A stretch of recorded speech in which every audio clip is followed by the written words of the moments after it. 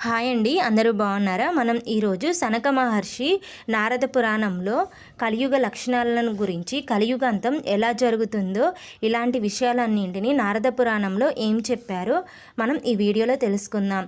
అలాగే సనక మహర్షి నారద పురాణంలో కృతయుగంలో లక్షణాలు ఎలా ఉంటాయి, త్రేతాయుగం లక్షణాలు ఎలా ఉంటాయి, ద్వాపరయుగ లక్షణాలు ఎలా ఉంటాయో, కలియుగం తీవ్ర లక్షణాలు ఎలా ఉంటాయో సనక మహర్షి నారద పురాణంలో చెప్పిన విషయాల గురించి మనం ఇప్పుడు ఈ వీడియోలో తెలుసుకుందాం. ఇప్పుడు మనం శ్రీ నారద పురాణంలో సనక మహర్షి చెప్పిన యుగ రహస్యాలు, యుగ ధర్మాల గురించి తెలుసుకుందాం. నారదుడు సనక మహర్షిని యుగ లక్షణాల గురించి వివరంగా చెప్పమని అడుగగా ఆయన ఈ విధంగా చెప్పసాగాడు. ఓ నారదముని, నీవు లోకానికి ఉపకారము కలిగించడి మహాప్రజ్ఞుడవు కాబట్టి నీవు అడిగిన ప్రశ్నలు అన్ని లోకములకు ఉపయోగపడే రీతిగా యుగ ధర్మాలను వివరిస్తాను అని ఈ విధంగా చెప్పారు. ఈ భూలోక ఒకప్పుడు ధర్మము వృద్ధి చెందుట, మరొకప్పుడు ధర్మము క్షీణించుట జరుగుచుండును. ఈ ధర్మాల స్వరూప స్వభావాలను బట్టి కాలాన్ని కృతయుగము, త్రేతాయుగము, ద్వాపర యుగము, కలియుగము అని 4 విభాగములుగా విభజించుట జరిగినది. సనక మహర్షి కృతయుగంలో లక్షణాలు ఇలా ఉంటాయి అని చెప్పారు. కృతయుగంలో ప్రజలందరూ దైవాంశ సంభూతులుగా, సాక్షాత్ దైవస్వరూపులుగా ఉంటారు. ఆ యుగంలో దేవతలు, దానవులు, గంధర్వులు, యక్షులు, రాక్షసులు, పన్నాగులు అనే భేదాలు ఉండదు. అందరూ సమానమైన దృష్టి కలవారుగా, ధర్మ మార్గ పరాయణులుగా ఉంటారు. ఈ కాలంలో అమ్ముట కొనుట అనేదే ఉండదు. ప్రజల్లో కామ, క్రోధ, మోహ, లోభ, మద, మాత్సర్యాలు మచ్చుకు కూడా కానరావు. అందరూ ధర్మ సాధకులుగా, తపస్సంపన్నులుగా, అసూయ రహితులుగా, సర్వశాస్త్ర పరిజ్ఞానము కలవారు ఉంటారు. ఈ సదాచార పరాయణత వల్ల వారికి కోరుకోకుండానే అన్ని ఫలితాలు అందుబాటులో ఉంటాయి. ఈ యుగంలో సృష్టికర్త అయిన శ్రీమన్నారాయణుడు శుక్లవర్ణుడిగా, సునిర్మలుడిగా ఉంటాడు. ధర్మం 4 పాదాలు నడుస్తూ ఉంటుంది అని చెప్పారు. అలాగే త్రేతాయుగంలో లక్షణాలను గురించి సనక మహర్షి ఈ విధంగా చెప్తారు. ఇక త్రేతాయుగంలో ధర్మం పాండువర్ణాన్ని పొందుతుంది.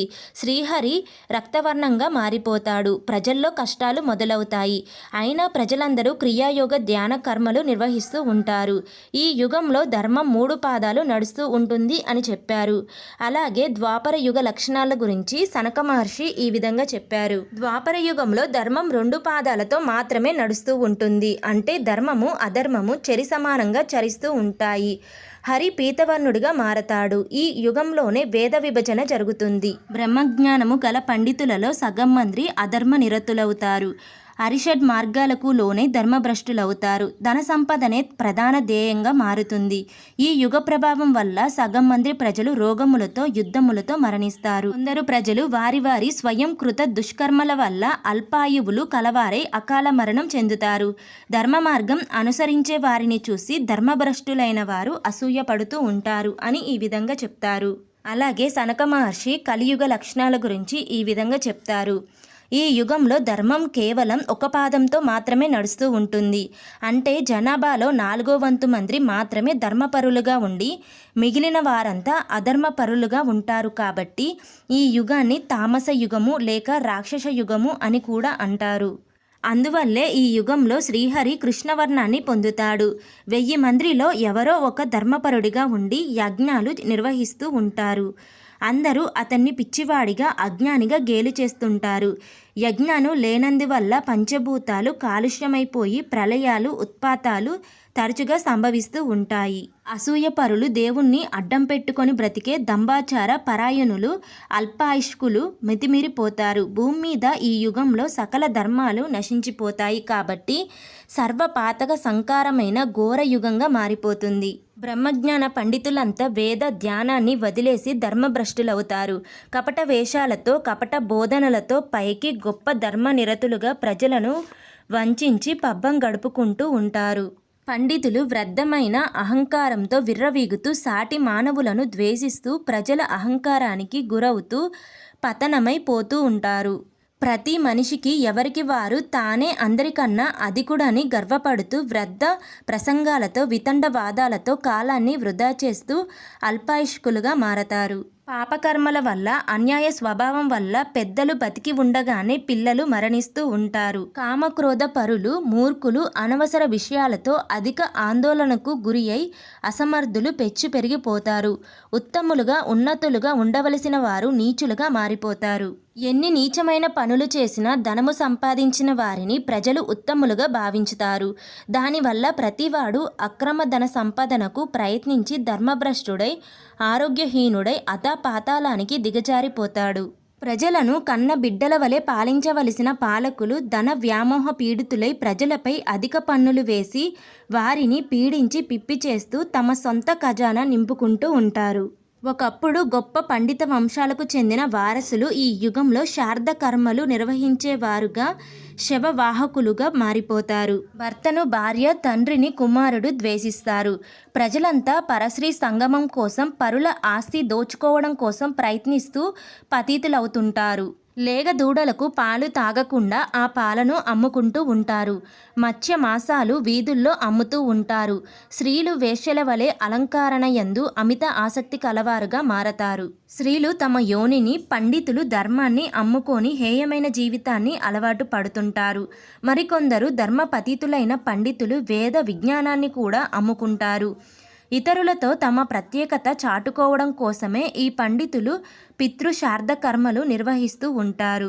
ధనవంతులైన నారదములు నీచులకు, కపటులకు, వంచకులకు మాత్రమే దానాలు చేస్తూ ఉంటారు. తమకు కీర్తి ప్రతిష్టలు కలగడం కోసం, తమ గురించి అందరూ గొప్పగా చెప్పుకోవడం కోసం మాత్రమే అధిక ధనవంతులు అయోగ్యులకు దాన ధర్మాలు చేస్తూ ఉంటారు. ధర్మ కార్యాలు చేసేవారికి ఒక్క పైసా అయినా ధర్మం చేయరు.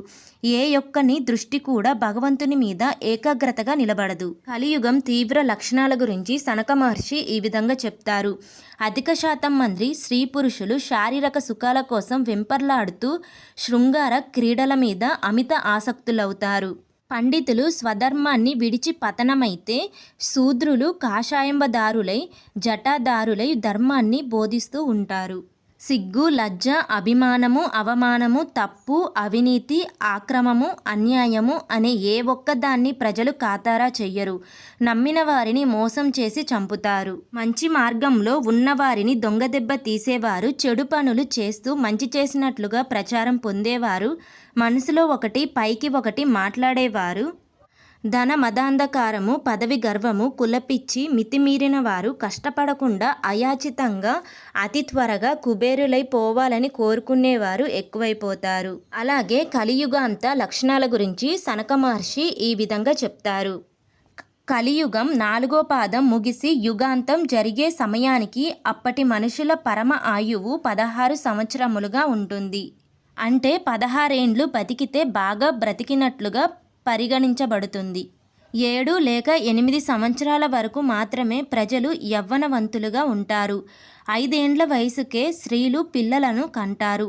పుణ్యం అనే మాట, ధర్మం అనే వచనం ఎవరి నోట వినిపించదు. తల్లి, తండ్రి, గురువు, భార్య, భర్త, కొడుకు, కూతురు అనే బంధాలు పూర్తిగా తెగిపోతాయి. ప్రజలు 10 సంవత్సరాలకే వృద్ధులైపోతారు. వేద పండితులు ధర్మం అనే ముసుగు ధరించి ముని వేషాలతో చీకటి పనులలో సిద్ధహస్తులై పరశ్రీ సంగమంతో కులుకుతూ నరకర్హులవుతారు. ఈ విధంగా సర్వధర్మాలు సర్వనాశనమైన స్థితిలో భూమిపైన సకల సంపదలు కూడా అదృశ్యమైపోయి కరువు కాటకాలతో విలయ ప్రళయాలతో కలియుగాంతం జరుగుతుంది అని సనక మహర్షి చెప్పారు. అలాగే మనం శ్రీ నారద పురాణంలో సనక మహర్షి చెప్పిన యుగాల రహస్యాలు, యుగ ధర్మాల గురించి మనం ఈ వీడియోలో తెలుసుకున్నాం కదా. అలాగే కామం, క్రోధం, లోభం, మోహం, మదం, మాత్సర్యం ఇవే శత్రువులు. పైన పేర్కొన్న 6 విధాల రాక్షస స్వభావాలే మానవుల ఆరోగ్య వినాశనంలో ప్రధాన పాత్ర పోషిస్తున్నాయి. వీటికి దాసుడైన వాడు రోగిగా మారి అర్ధాంతర చావుతో అంతమైపోతాడు. వాటిని తనకు దాసుడిలాగా చేసుకున్నవాడు సంపూర్ణ ఆరోగ్యవంతుడై తుది శ్వాస వరకు ఆనందంగా జీవించగలుగుతాడు. కాబట్టి మనం రోగాలతో కుళ్ళిపోయినా లేక ఆరోగ్యంతో ఆనందించినా ఈ రెండు మన చేతుల్లోనే ఉంటాయి, కానీ మరొకరి చేతుల్లో ఉండవు. మీకు బీపీ వచ్చిందంటే మీలో అతి కోపమో, అతి కామమో, అతి ద్వేషమో, అతి మోహమో, అతి అసూయో ఇలాంటి అసహజమైన ఏదో ఒక విష స్వభావం ఉంటుందని మీరు గ్రహించాలి. ఆ స్వభావాన్ని మీరు మార్చుకోకుండా కేవలం ఔషధాలే వాడుతూ ఉంటే మీకు ఎప్పటికీ ఆ రోగం తగ్గదు. తగ్గకపోగా రోజు వాడే ఆ విషపు మందుల వల్ల మరికొన్ని కొత్త రోగాలు పుట్టి నానాటికి మిమ్మల్ని యమపురికి దగ్గరగా చేస్తుంటాయి. ఏ జబ్బు విషయంలోనైనా ఇదే విధానం ఉంటుంది. కాబట్టి మానవత్వానికే మచ్చలాంది దానవత్వ స్వభావాలకు దూరంగా ఉండడానికి ప్రయత్నించండి. మీ ఆరోగ్యానికి మీరే కర్తలు, కర్మలు, క్రియలు. అలాగే మరిన్ని ఇన్ఫర్మేషన్ వీడియోస్ కోసం మన ఛానల్ని సబ్స్క్రైబ్ చేసుకొని పక్కనే ఉన్న బెల్ ఐకాన్ని క్లిక్ చేయండి. Thank you.